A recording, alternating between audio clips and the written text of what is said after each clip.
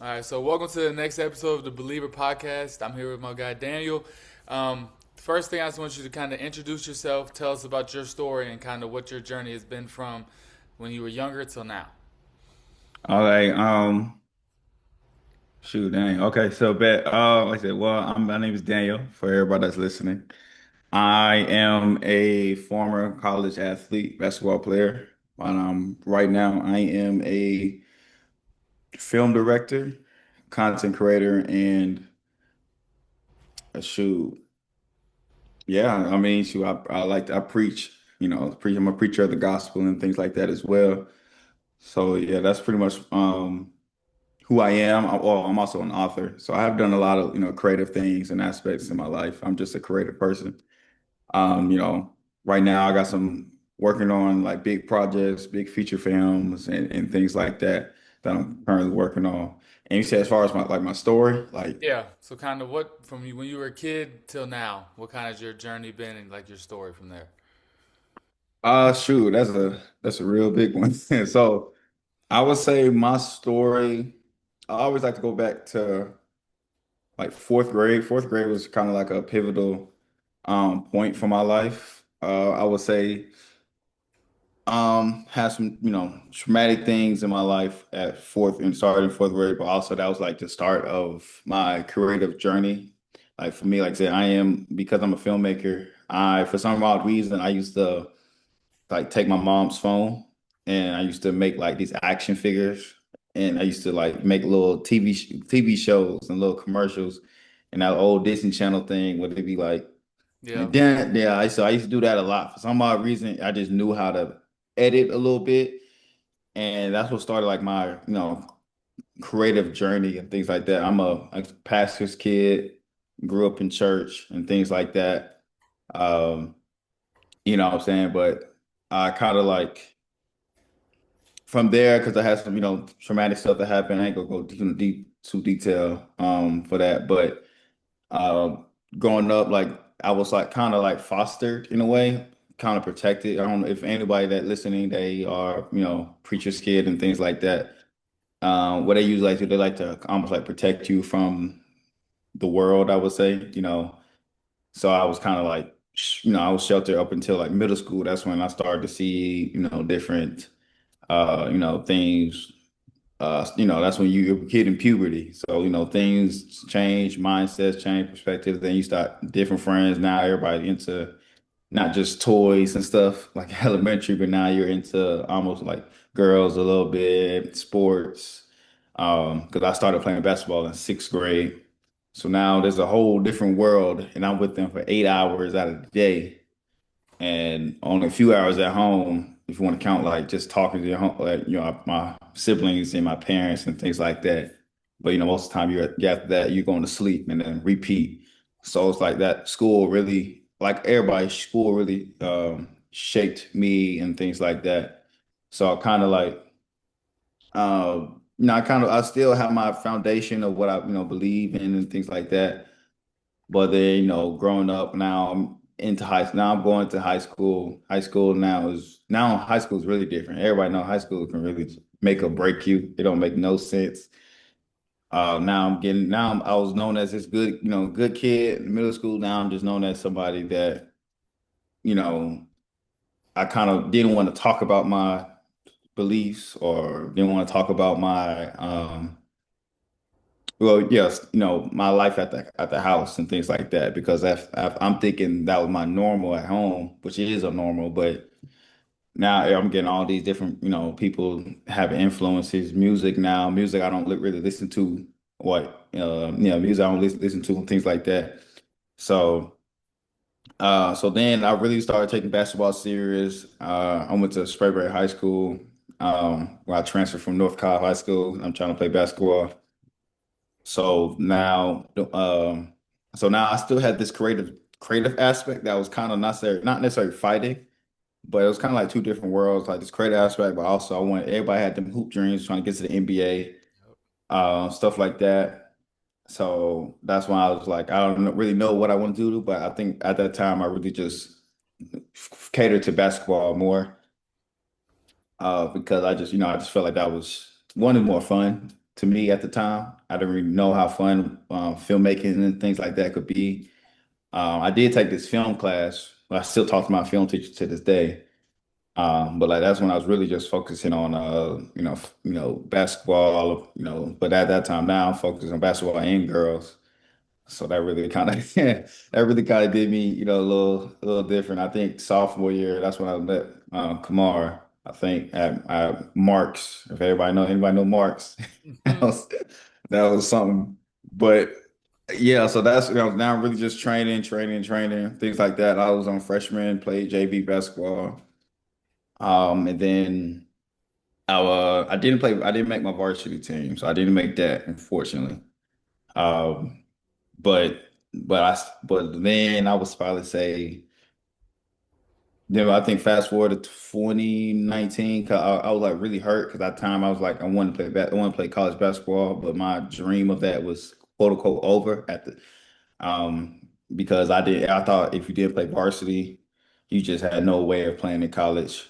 So I took a year off. Everybody was going to college. I didn't want to go to school just to go to school. So and I was just training, working super hard every single day. I ended up getting a opportunity to play at TSF. It's my senior year. No, not senior year, the year after I graduated.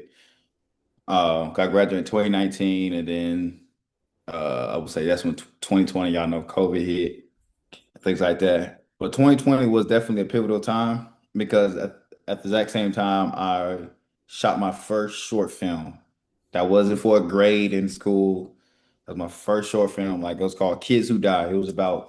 Um, it was based off this Langston Hughes poem called, like I said, Kids Who Die. It was based off, like exactly what the title is, kids who die early. So that poem kind of hit different to me because like I had, situations like that in my life. And then I probably would say uh at that time, when I shot that, we shot at Georgia. It was a Georgia State Film Festival. I submitted. I didn't go to Georgia State, but my friend went to Georgia State. So then when we shot there, we played it, and it was like this, first time I filmed any type of project got played on a big old screen. And I watched everybody else's films and things at the time, and I was like, I felt like mine was better, but I didn't say nothing.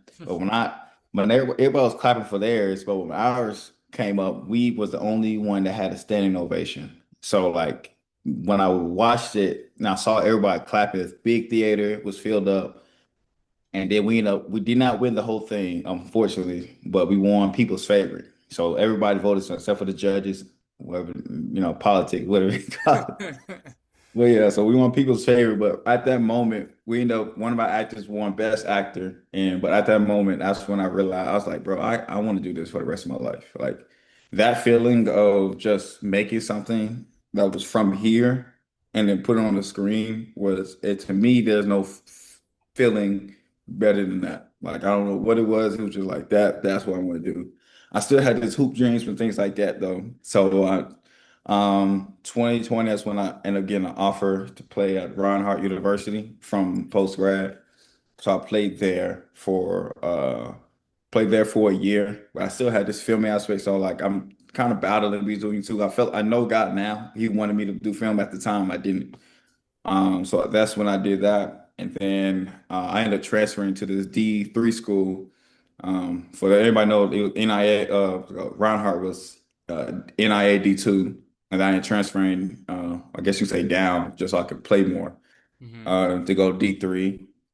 But my coach did me dirty. He lied to me. He told me he was he only offered like, it was me and this other point guard that I was cool with. When I got there, for some odd reason, he had like six other guards that he offered. So now I'm sitting here like, bro, why would you do that? Because I had other offers, and he told me I was going to be shoot the main guy.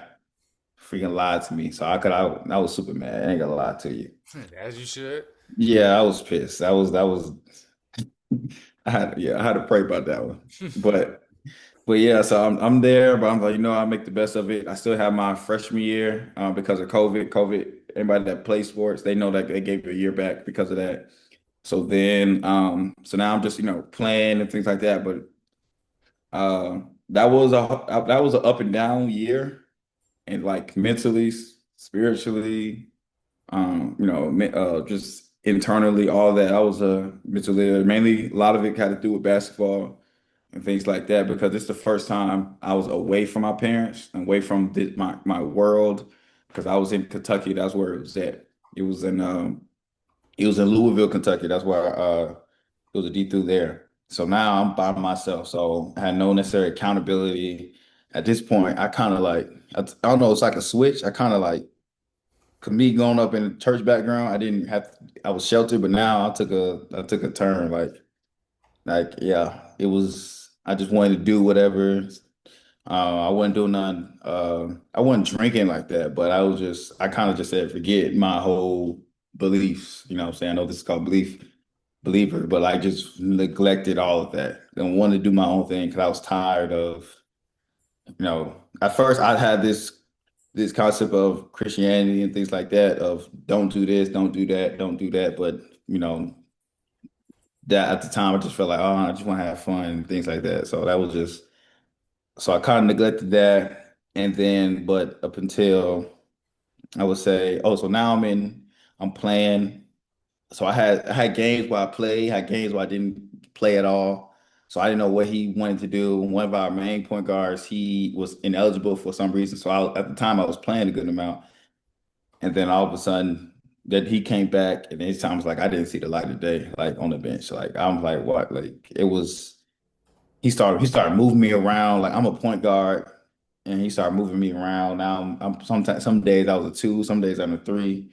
For a D3, I'm a good size for the three. But obviously if I was playing D1, I'll be mainly a point guard. But me playing D3, I was able to play all at least all three positions. But he just, like I said, he just got to the point I ain't gonna lie, wasn't when somebody else scored on our team and I wasn't playing, I'm not gonna lie, I was not a good sportsmanship. Like I didn't want to cheer. Like I was just mad. Like I didn't care. I was just mad. For those first like 4 games, I was just pissed. I'm like, I'm not finna cheer for them. I'm not playing. So I was a terrible attitude. Mm-hmm. I didn't let my coach see, but it was just a terrible attitude. Uh, and then I realized, you know what? I have 4 years of eligibility, so I'm not gonna play this year. I know I'm gonna play next year. So then, just something in me, just what? I'm just switch. So at that time, I'm having fun on the bench now. I'm clapping for them. I'm just talking to the other players that don't play.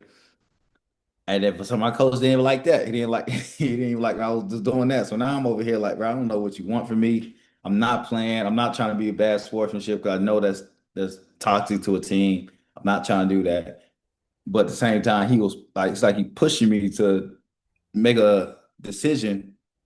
So that was just really rough for me. I know skill wise, I was definitely like either one, two, or three, probably the best on the team. I know for a fact everybody, they knew that. People knew that. It's just, it's more than just skill at that time. Um, but he wasn't playing me. And then last summer, uh, I'll say at the end of the season, he had this meeting for everybody. I still got the video. I gotta find it. But I went in the office. He told everybody like, see whether they're gonna come back or not. It was a one-on-one meeting. So I was prepared because I felt like he was going to kick me off. Because like towards the end of the season, like I was not even getting into practice. Like it was that bad. And I didn't even do anything. Like me, really, I know a lot of people say, "Oh, I didn't do nothing," but no, I really didn't do anything. So I was totally prepared to see what he gonna say. And then he asked me. Now, in my mind, I prepared to go in that meeting and say, "Hey, like if he said I don't want you to come back, I was going to tell him I didn't want to come back anyway." Mm-hmm. But I was like, if he asked me, am I going to come? If he asked me, um, if he wants me back, then I would have stayed because I was like, I didn't have no highlights and nothing, so I was like, I didn't have no choice. But he went in there, he asked me, said, so I want to know, are you staying or you going? So when he asked me that, I was like, okay. I said, yeah, I'm staying. And then he said, no, you're not. Oh, He did me. oh, that's crazy. He said, no, you're not. So I'm like, bro, why? I was not prepared for that question Mm-hmm. because I was trying to stay ahead of him, but I was not prepared for that question. He said, no, you're not. So I'm like, fine. He said I didn't take anything serious. I did take I take if you knew me, I took basketball serious. It was just when I'm off, I'm a goofy person off the court. Hmm. So that that was just yeah. So he got me on that one. I'm not gonna lie. That's crazy. He set you up. He set me up. He set me up on that bad. But it's crazy when I went back because everybody on the team knew that I probably had the worst one. They was like, yeah, he's probably gonna keep Dane on. So when they found out I got hooked up, shoot, the whole team left. Like Dang. the whole team left. They didn't they because all the team they rocked with me. So when he did that, they just so now he getting mad at me for them leaving. He changed the password to the locker room, so I couldn't get. I'm like, bro, why you blaming me? You want to kick me off? Hmm. So I even had the recruiters that the recruits that came. He got mad because I started busting them. He was watching me kill them while they was coming. And I told him the real too. So I went out with a bang. Ain't gonna lie to you, but. As you should. So then, now the word really made me mad because, like, now I have no highlights, but the one that got me to that particular school, but those are old. So, so now I'm trying to figure out like what I'm gonna do because I don't have no highlights and I know I want to play college basketball again. But at the very same time, that's when I, trouble and stuff was at home. We was parents lost their job and then, it was just so that's my first time I had to go like full time working, 9 to 5, or work at Red Lobster. So yeah, so I worked at Red Lobster then and I was doing pretty good, but now this is like it's like 10 people in the house. I'm taking care of me. It's just me working. For some reason, I forgot what happened, but they ended up my car was the only car, 10 people, only person working. And so now we dang near homeless. So what I'm saying? We had a few months to get out the house. So that was really, really bad. Um, and then I forgot to mention too, like it was on how I forget, but I would say 2019, going back 2019, it was also hard because like my sister had got diagnosed with cancer in 2019. So then, she asked dad, she gave her a few months to live, but God's grace, we changed her diet and the cancer had like stopped growing and shrunk. Okay. So now she had to like, no, no, no, eat. She had to eat a certain way, so that was expensive. So, but now I'm going back to where I was at. We're having uh, oh now yeah. So now where I'm trying to work and things like that, trying to figure out what I'm gonna do and working now we had to get out this our house that we grew up in and had to find because our credits was like not good, so except for mine. So now I had to get a apartment but I had to get an apartment for me, my sisters, and my parents because there was a deal going on for the apartments and stuff at that time. So we wasn't able to get a house, but was able to get apartments. So technically I had two apartments like under my name because of that. And I was paying for it. And I was doing good at first for Red Lobster, bringing a good amount of money. But that slowed down. So now, you know, my parents, they ended up finding a job and stuff then, but still we had all these people in the house, 10 people, because my brother, he was in prison. So I had his kids with us and, his baby mama. So like it, because she didn't have her family. So now this is me having to step up from being taken care of. Now I'm taking care of all these people in the house. So now basketball didn't even have a thought in my mind. I didn't realize I used to, for like if you knew me, if I didn't train or touch a basketball that day, or watch basketball, I felt like I sucked. That's how much I loved. But now basketball wasn't even a thought to me. Like it was, I didn't care about it. So that's when I said, yeah, I'm done with basketball. So, but I realized I need some money. So I said, let me pick up my passion that I had, which is filmmaking. I said, I'm gonna do that because I know that one can be making money. So now I'm working my butt out trying to learn the camera for real, like really learning the aspects of all of that. And then at the same time, trying to take care of them, not working 9 to 5, sometimes 12-hour days, but still come home trying to make sure I work on my business and things like that. So But that's when uh, I decided to really like focus on Jesus because I was like, at this point, I'm like, I'm broken. I couldn't do anything. God, by God's grace, He gave me. I had an encounter with Jesus, and He changed my life completely. Like it was the most real experience ever. Um, and helped me heal. He healed my heart and things like that. All the things I was dealing with in my mind. So now I'm like, I'm just follow Jesus. I'm a, work on my business and just take care of my family. So that was my complete focus for, yeah, that was my complete focus and still my focus today. Hmm. And then I would say, so now at that point, serving Red Lobster went down because when you get when you're a server, you get paid. You actually get paid $2 an hour, 213 an hour, but you get paid off of tips, and the tips be pretty good. But now the tips slow down. So now I'm trying to got to the point where when I paid the rent, I did not even have no joke. I did not even have a cent. Like for me to pay the rent, I had to literally scrub every cent in my car, every cent in the house, anything I can come up to come up with the rent because I wasn't making enough money, so I had to go into my savings. I maxed my credit cards out, like didn't have money to pay my credit cards. So now I had to choose between my credit cards or my bills. So every time I had to choose my bills and take, you know what I'm saying? So it was days I didn't eat. I just let my siblings eat because they was, younger siblings. I had to take care of them. So made sure they ate, and some days I just went hungry and just made sure they was good. Um, so then I was like, no, I need a new job because like I can't do that. So I ended up applying to work at Cobb County School Bus. Um, and I ended up getting a job there. So I ended up driving. It was full circle because now I was end up driving for the same high school I went to. So that was kind of, that was a full circle moment. I'm like, damn, I'm actually back in my high school. So, but yeah, so that's when I was there. Um, but then I still was like, I'm tired of, I was like, I'm tired of being broke. Tired of just not being able to take care of my family. And I found a new church that I was going to because my parents ended up shutting our church down because of COVID.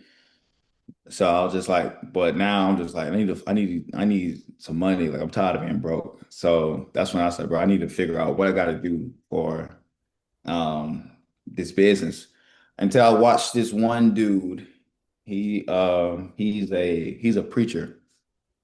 He two words that he told me that well he told on this video. And I don't know.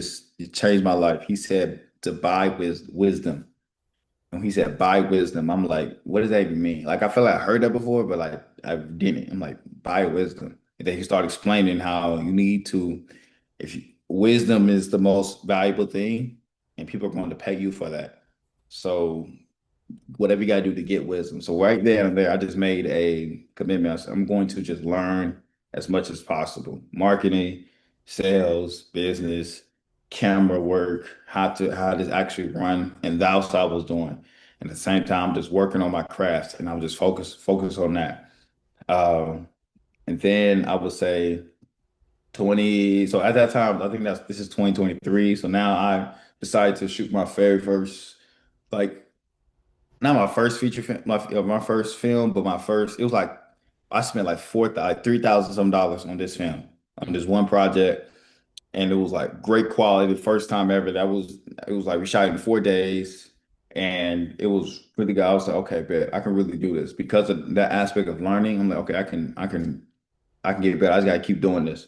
So now I'm keep doing it. I'm keep doing it. So now it's just like I would say now it is 2020, what is this, 2024? Yeah, 2024. That's when I'm like, I can tell I'm starting getting paid a little bit. People started hit me up. This little money, not too much, little $100 videos and stuff like that. But really what changed like I was saying, in August of 2024, that's when the cancer for my sister came back. We didn't even know it. That one just hit us like a freaking storm. Like that was we didn't. Yeah, she just like within months she lost her ability to walk. So now I'm trying to deal with. I'm trying to deal with that. And like I stopped going to church because I was just focused on my sister, like not because the church ain't did anything, but I was like, no, I need to make sure I'm here every single day. All I'm doing. So now at that time, 2024, all I'm doing is working, taking care of my sister, and taking care and just working on my business so I can get stuff so I can pay for the treatment and stuff for my sister. But that was really hard. My mom had to stop working because she had to be a full-time caregiver to my sister. So now I have to really step up, and me and my dad were just working, trying to make some money. Uh, but then that was, yeah, the other thing was just really, that took a turn. Because my sister, she lost her ability to walk, and then now I'm have to put her in showers and things like that. And we were trying to do the treatment we did the first time, which is all we did was change her diet. We was Mm-hmm. doing it, but for some reason, uh, this one just like apparently this was a rare cancer. Like it was like one of the rarest cancer, and we was just constantly doing that, constantly praying and things like that. Like that was probably the first time I can say I probably prayed more than I slept. I did not sleep at all. Probably like 3, 4 hours a day, like for months. Um, and then I probably would say, so now this is about October. Hearing bad news from the doctors and stuff like that. You know what I'm saying? So we end up finding a holistic treatment, which was, able was actually working, but that was expensive. That cost a lot. So we end up paying for some of it. But for us to keep going, like we have to, because it's not because those treatments actually works, but it's not backed by the government, because the government, all they want is chemo and radiation, which don't work at all. This treatment actually worked, but that's because we can't get no necessary funding for that. That was literally out of pocket stuff. So that was like really, really, really hard and tough. And then fast forward, so now um I would say now it's 20, yeah, the beginning of 2025, so last year now. Uh we could tell stuff is just getting worse. Now we're kind of like in our head mentally preparing, and we wasn't trying to, I still believe in God. And then I would say April was really like April of last year in May that was a hard time, because in April that's when like my sister actually died 4 times. She died 4 times within like 3 weeks. Mm. Literally 3 weeks. One time she died. I went in the room. It was just me, my mom, my dad, and her at home. And 'cause I ended up putting her on hospice. But we end up, for this craziest story is like we saw her, we got the oxygen level she had. It just kept dropping, dropping, dropping, dropping. And then like in the eventual point, she was gone for like, and then we just kept praying, like literally for 2 hours straight. She was dead for 2 hours. And if you know anything about in the hospitals, after like 7 minutes, they kind of like, we just tell you like, it's over with. That's when you call the, funeral home people and things like that. But she was there for 2 hours. We literally, we started praying, it was like, no, no, we was praying, praying. Within 2 hours, our eyes just came back. She literally came back within 2 hours. Dang. Like literally no oxygen. And all of a sudden, the same thing on Easter Sunday, Resurrection Sunday. She died again. Literally the same thing for 2 hours. We prayed and she came back.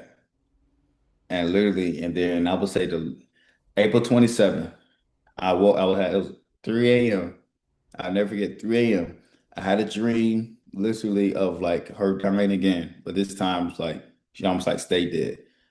And I woke up and I was like, no, I said, no. But it was a dream. And 10 minutes later, my mom called me and she's crying because I'm like, dang, it's crazy. That's what happened in my dream.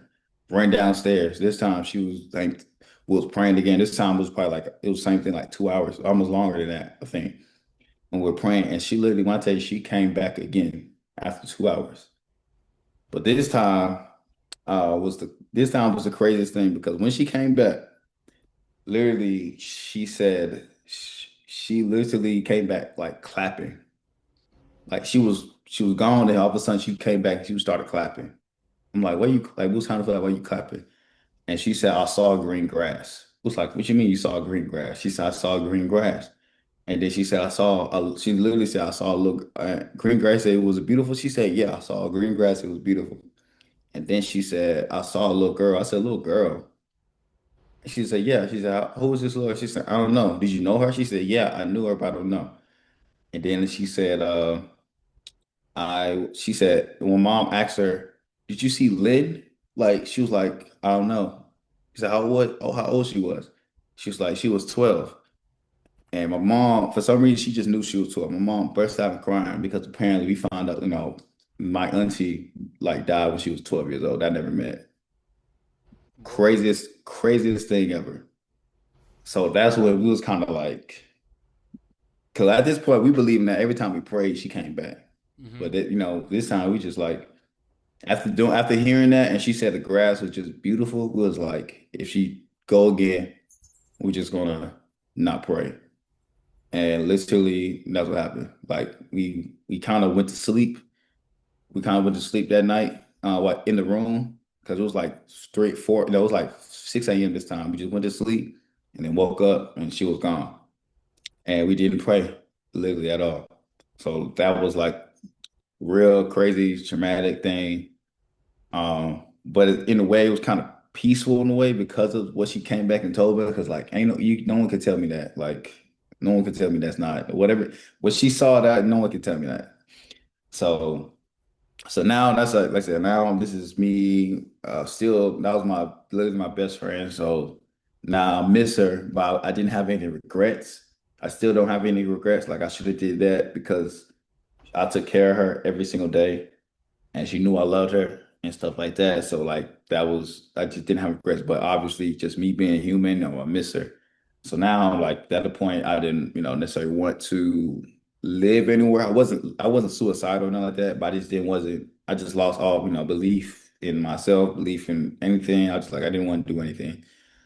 But then feel like God re had me to realize like, all right, she's gone, but I still got some stuff I need to do for myself and for her. So I was like, let me just really focus on this film again. Like, just continue to do that. And then that's when things start really shifting because it's like I think probably because my motivation just shot up to the roof. I ended up shooting a Red Lobster commercial that just off of $0. Shot a Red Lobster commercial that was just off a little practice, and then it blew up. We got millions of views. Like Red Lobster actually hit me up and then they turned into an actual commercial. So a commercial I did for free turned into an actual commercial. That was like, yeah, so I was doing that. And then now people start paying me when after that, people start hitting me up to pay them for like thousands of dollars worth of, commercials and videos. I'm like, hold on. So now I'm just replicating that same process I did. Uh, and I said, let me just keep doing it. So then I ended up shooting a film with a star like Miles Truitt and be on BMF and things like that with Aspen. He'd been on The Forge, where made like $50 million worldwide, his movie. So I ended up shooting that, directed them. I said, okay, let me keep on going. So I just like went off that, learned, just kept repeating the same process that I have done. And eventually, I ended up, God has literally blessed my business. What I'm saying? Uh, so I ended up getting, like I said, a check for like, I think January for like $35,000 just off of the stuff I was doing. And from there, another one, 7,500, 5,000. Then, what I'm saying? So it just kept going up. So I'm like, dang, so I just kept repeating this process. And like I said, now I just make content. This is already, I had a goal to make 6 figures this year. I'm already at more than half of that right now, just off my business alone. So yeah, so now right now I coach filmmakers and creators how to make content online, how to build a personal brand and make films, and that'll be saying my story right there. Hey, that's a story right there, though. Yeah. I tell you that. So what is two? I guess what is two things you've learned throughout that whole journey that you say stood out to you? Two things. Um, I always tell people it's a quote that I made up is don't focus on what you don't have, focus on what you do have. It's something that, like I've learned. because there was a time where you can start comparing yourself. Like it's just anything. Even if you're an athlete, you compare yourself like, dang, I feel like I can play D1 or I can do that. Hmm. But now I'm just like the moment I compare like where other people's progress, other people's work, and where they're at, then I'm not focused on what I'm doing. Hmm. So when I made that switch, like when I say about buying wisdom, I was completely focused on what I have around me.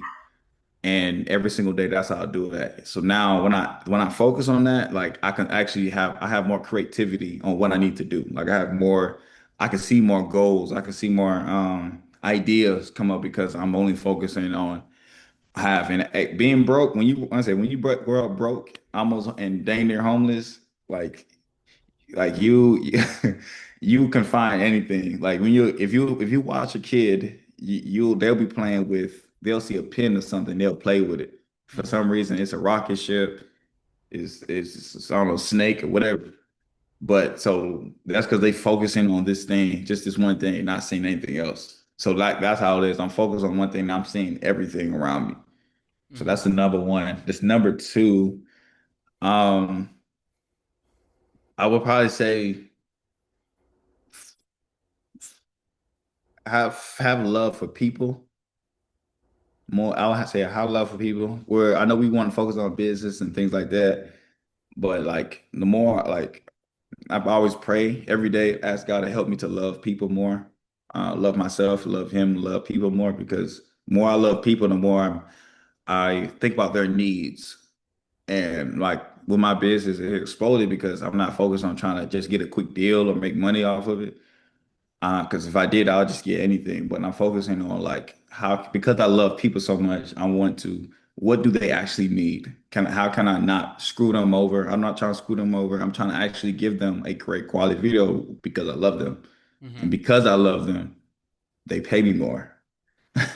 Yeah. So yeah, love I just say have love for people is obviously the biggest thing. Those two. Okay. And then, what does the word believer mean to you? Believer is having a deep conviction about that topic or yeah, the topic or idea or person or whatever yourself that is unchangeable is just, it really just changing your perspective about what that really is. So that's why I would say you're because when I believe in this one thing, I believe that this one thing has the potential to do anything and everything that I want it to do. So that's what I think belief is. And then, what is something you would go back and tell your younger self from all you've learned throughout the years? And quit basketball early. I say quit basketball. No, no, for real. I would probably say I'll just say literally buy wisdom early. Like I would literally say focus on getting focus on this right here, like early. And because you do that, my value, I've had that my value of what I'm doing now will even way more because of that. So yeah, just focus on wisdom here and quit basketball. And then what would you kind of tell others who kind of have gone through a similar story as you and, don't know if basketball is it and they have another passion? What would you kind of tell those people in that scenario? I say I'm a big thinker, so I always tell like think big because like the only limit is your imagination, but at the same time be like I don't necessarily want to be real, say the word realistic. Um, you know what I'm saying? But just really like let me just say this. Your passion is going to come easy for you. Let me say that. Like your passion, your skill is already on the inside of you. Some people is sports. It just for some reason it just naturally. That wasn't my case. Like I wasn't naturally athletic. I had to make myself athletic. So I would literally say just focus like there you have your gift that God gives you. He did it for a reason for you to utilize it. So find out what the actual gift is and then work on that because everything else is going to come. It's literally, I'm not saying easy in the way of I'm gonna say simple. The path becomes simpler, not easy. Hmm. when you know this is your gift. Like me, I told you at the start, I always tell people in fourth grade because my creativity was always there. For some odd reason, I just knew how to edit a video. I don't know why. I just knew how to do it. And I realized because that's something God wanted me to do. That was my gift. And now I'm doing that same thing. Nothing changed. I just matured at the gift. Hmm. So yeah, that was how I would tell people. And then, so each time, everyone when people come on the podcast, I ask them to leave a question. So the person that last came on left. Would you ever run a half marathon? Well, no, we're not running that. So wait, you want me to ask a question No, no, or yeah. So would you? Well, first, I guess, would you ever run a half marathon? no? I don't like running at all. And then, what is the question you would want to leave for the next person? That's a good one. I would say, what are you doing with your time? Okay. Yeah, what are you doing with your time? And then I'm gonna ask you to answer that question. What am I doing? What am I doing with my time? Hmm. What am I doing with my time? I am intentional with everything I do with my time. Like every my whole day. I'm not saying plan. I don't have a schedule, but I have intentions. Everything have to do with intentions. Like, why am I doing this? If it's not important, it's not. I'm not going to waste my time there because time is the most valuable thing uh ever. That money, and that's one of the reasons why I focus on my business because my money can buy back time in a way. Like I don't have to work 9 to 5 no more because I'm so intentional with the time. So yeah. So what do you do with your time? Okay. And then that's all that I had. I was gonna open up for conversation if you wanted to ask anything or talk about anything. What is, let's see, because I do have one question. I guess what caused you to do this whole, believer brand and stuff like that? I would say the journey that I had going through basketball, going through injuries, going through mental battles of basketball and injuries combined. I feel like everyone needs a safe space for them to talk to someone, tell their story. Just I think people need to get whatever they have on their chest out because I've in the past let things just sit on my mind, sit on my chest, and just build up until like it gets to the point to where it's like whenever someone asks me, I just get an attitude about it. So Yeah. this I feel so allows people to whatever you have on your mind, you're going through, at least be able to talk to someone. And then when people see these stories and podcasts and anything that's going on, if it helps one person, I feel like I've done what I sought out to do. I really want to help people, and I feel like this can help people mentally, and because people have mental battles that no one knows about, and I feel like if this can help one person in a mental battle, then it's been successful. Mm, no, that's good. Are you still playing basketball now? Yeah, I play in men's leagues. I have two herniated discs in my back, so I decided not to go play professionally because of that. Okay, I'm in the men's league right now though, but that's it. But Yeah, I actually got hurt. I'm not playing right now because I hurt my ankle again. oh But yeah, yeah, yeah, you getting old, buddy. all right, You getting old, buddy. all No, that's good. That's tough. So, no, I definitely see you. I'll use this. Can I say like you can probably edit this out, or whatever. But yeah, I'm just about to say, because like when the more I start spending time with God, the God like showing me like stuff. He showed me things, and I believe the Holy Spirit is like literally showing me like there has been like I'm not sure. You let me know if this connected with you, but like I'm not sure if they feel like there's some prayers that you might have like by yourself that you just feel like a delay. Mm-hmm. It's like every time you pray, it's like you say it and you just don't see it happen. Like the Holy Spirit literally showed me that every prayer that you have prayed that God wants to um He wants to fulfill it of on according to His will. And I even see you. I'm not even saying you've had a dream like this before, or even thought, but like I do see you having speaking engagements because of what you're doing, because of the place that you're trying to allow people to speak. And Mm-hmm. it's not a coincidence that you are doing that. And the Holy Spirit said that eyes haven't seen, ears haven't heard, um, nor the heart of a man imagine things that God prepared for those who love Him. So God's is literally showing me to seek Him more, because the more you seek Him, the more He's going to give you those answers to those prayers. Mm-hmm.